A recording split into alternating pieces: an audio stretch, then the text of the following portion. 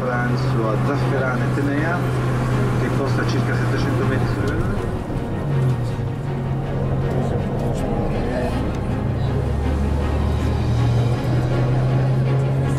Ci sono dei raduni, quasi tutto parte da qua, le gare ciclistiche, automobilistiche, eccetera eccetera. È un luogo, un paesino di grande villeggiatura questo, dove questa estrazione e lavorazione della pietra lavica risulta essere troppo dispendioso, quindi come scorre, ed è una lava molto più liquida. Se avete portato una carabina datemela.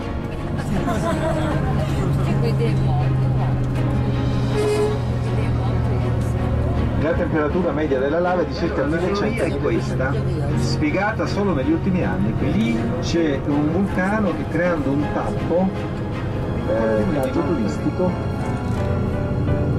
e guardate cos'è rimasta, qualche testimonianza quella. Quindi le case sono tutte al di sotto di questa lava. Già giorni prima si sa e si spera che la lava si possa fermare solo quando ormai c'è 83 su cui è passata. Qua sulla destra vedete l'attività più recente, ma nel 1983 questo è ciò che è rimasto in questa casa a sinistra nella curva.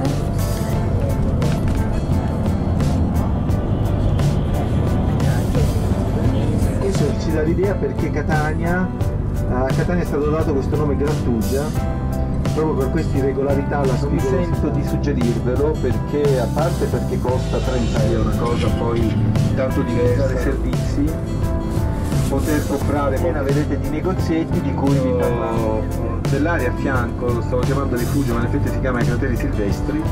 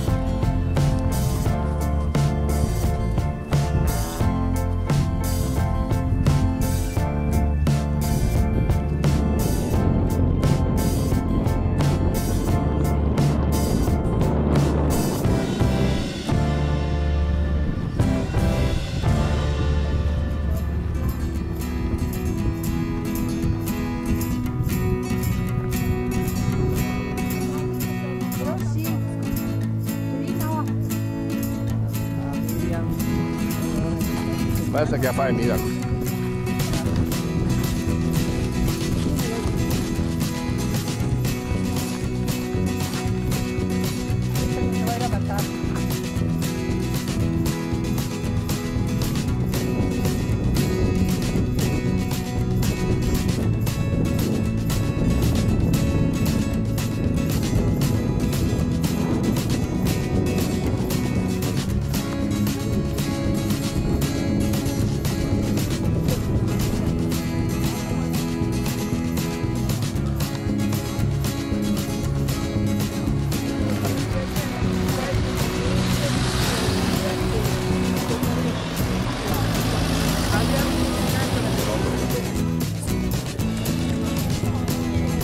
scolpita lei, se ne faccia.